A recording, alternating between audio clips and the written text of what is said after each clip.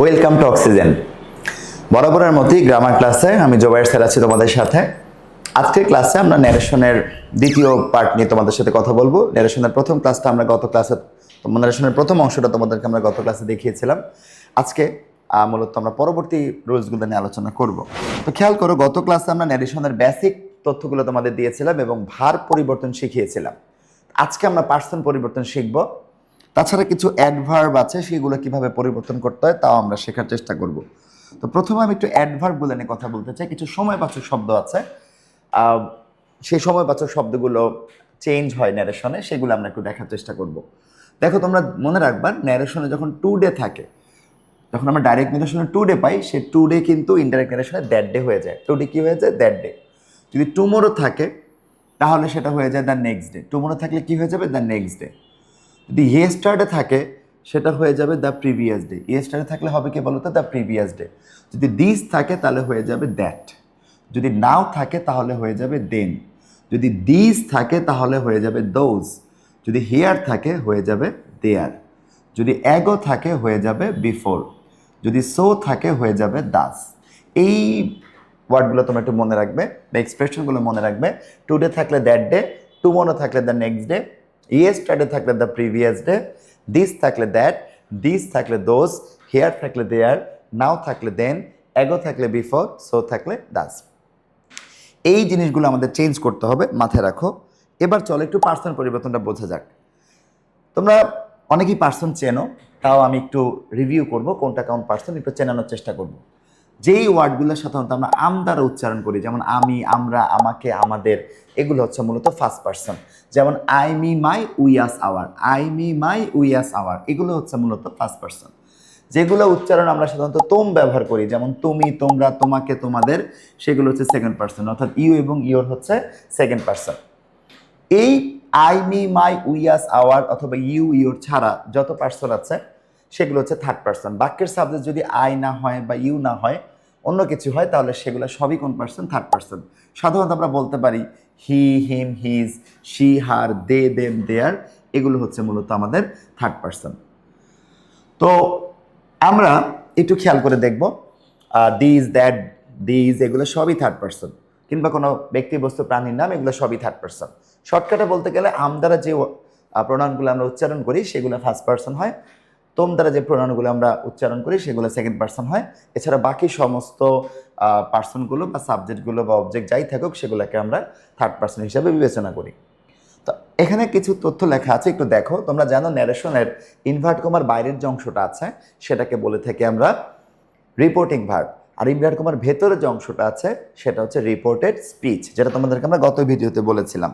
যেমন এখানে একটা এক্সাম্পল দেখো, the boy said to me, এই সেড টু যুক্ত অংশটা কিন্তু রিপোর্টিং ভার্ব। আর ইনভার্ট কমার ভেতরে লেখা আছে I have taken my lunch, এটা কিন্তু রিপোর্টেড স্পিচ। তো তোমরা জানো যে ন্যারেশন করার সময় আমরা কিন্তু রিপোর্টিং ভার্বে তেমন কিছু চেঞ্জ করি না, শুধুমাত্র সেড টুটা আমরা টোল্ড লিখি অ্যাসার্টিভ সেন্টেন্সে। কিন্তু I have taken my lunch, এই যে রিপোর্টেড স্পিচ, এখানে কিন্তু মূলত আমরা পরিবর্তনটা করে থাকি। তো এই রিপোর্টেড স্পিচে পার্সন কীভাবে পরিবর্তন করতে হয় সেটাই তোমাদের আমরা শেখাবো। তো এখানে একটা নোট আছে, খেয়াল করে দেখো। রিপোর্টেড স্পিচে যদি ফার্স্ট পার্সন থাকে, কি থাকে বলো তো? First person. তাহলে তার সবসময় রিপোর্টিং ভার্বের সাবজেক্টকে ফলো করে পরিবর্তন হয়। কাকে ফলো করে? সাবজেক্টকে। সাবজেক্ট মানে হচ্ছে বক্তা। একইভাবে রিপোর্টেড স্পিচে যদি সেকেন্ড পার্সন থাকে, সেকেন্ড পার্সন যদি থাকে তাহলে সেটা রিপোর্টিং ভার্বের অবজেক্টকে ফলো করে পরিবর্তন হয়। কাকে ফলো করবে? অবজেক্টকে। যদি থার্ড পার্সন থাকে তাহলে কোনো পরিবর্তন হয় না। খেয়াল করো, ফার্স্ট পার্সন থাকলে সাবজেক্টকে ফলো করে পরিবর্তন হয়, সেকেন্ড পার্সন থাকলে অবজেক্টকে ফলো করে পরিবর্তন হয়, কিন্তু থার্ড পার্সন থাকলে কোনো পরিবর্তন হয় না। খুব খেয়াল করে দেখো, এই যে নিয়মগুলো আমরা বললাম সেটা প্র্যাকটিক্যালি তোমাদেরকে আমরা উদাহরণ দিয়ে বোঝাবো। শুধু এতটুকু মনে রাখো, ফার্স্ট পার্সন থাকলে সাবজেক্ট বা বক্তাকে ফলো করবে, সেকেন্ড পার্সন থাকলে শ্রোতা বা অবজেক্টকে ফলো করবে, থার্ড পার্সন থাকলে কোনো পরিবর্তন হবে না। আশা করি গত ভিডিওতে তোমাদেরকে আমরা ভার্ব পরিবর্তনের যে নিয়মগুলো শিখিয়েছিলাম সেগুলো তোমাদের মাথায় আছে। দেখো, এখানে লেখা আছে the boy said to me I have taken my lunch. একটু মনোযোগ দাও। এখানে অ্যাজ ইউজুয়াল আমরা যখন ন্যারেশন চেঞ্জ করবো, এই সেড টুটা পরিবর্তন করে আমরা লিখবো told. The boy said to me, এটা হয়ে যাবে the boy told me. Sir এখানে কমা ইনভার্ট কমার পরিবর্তে আমরা ব্যবহার করব দ্যাট। কমা ইনভার্ট কমার পরিবর্তে কি হবে? দ্যাট হবে। দেখো এখানে আই আছে, তোমরা সবাই জানো আই মানে আমি। আমি বললে আম উচ্চারিত হয়, মানে এটা ফার্স্ট পারসন। তাহলে আম এই ফার্স্ট পারসনটা কাকে ফলো করবে?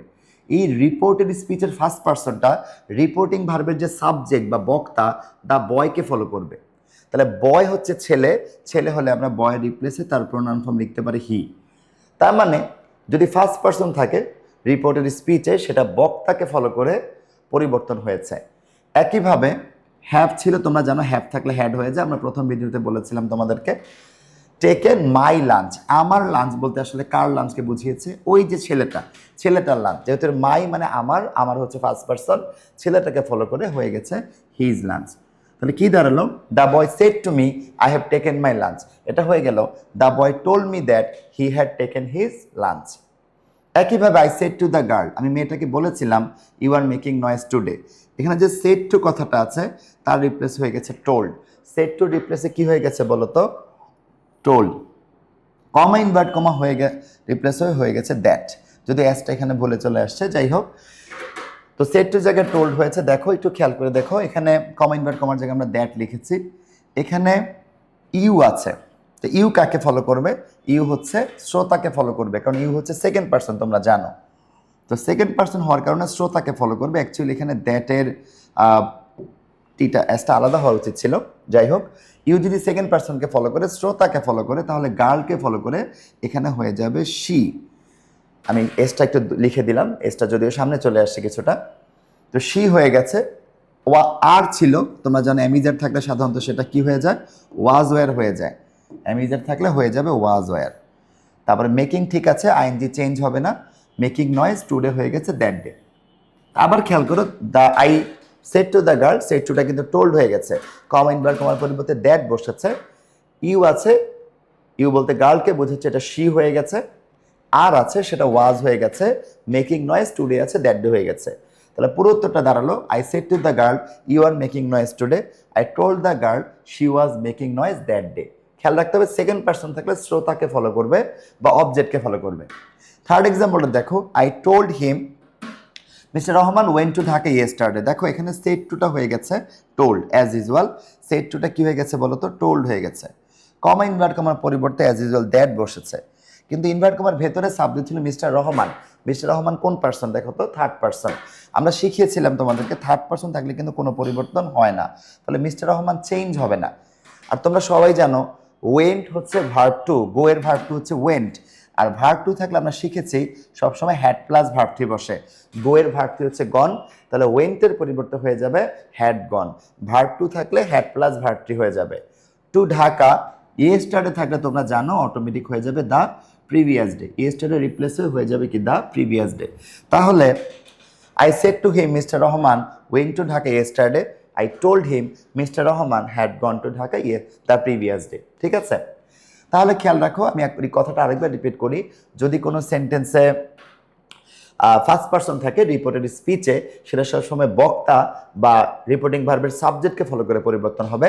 যদি সেকেন্ড পারসন থাকে সেটা সবসময় শ্রোতা, মানে হচ্ছে রিপোর্টিং ভার্বের অবজেক্টকে ফলো করে পরিবর্তন হবে। আর যদি থার্ড পারসন থাকে ন্যারেশনে কোনো পরিবর্তন হবে না। এই হচ্ছে মূলত পারসন চেঞ্জ নিয়ে আমাদের আলোচনা। পরবর্তী ভিডিওতে আমরা ন্যারেশনের বাকি নিয়মগুলো নিয়ে তোমাদের সাথে কথা বলবো। বাকি ভিডিওর আপডেট পেতে হলে আমাদের সাথেই থাকো। দেখা হচ্ছে পরের ক্লাসে।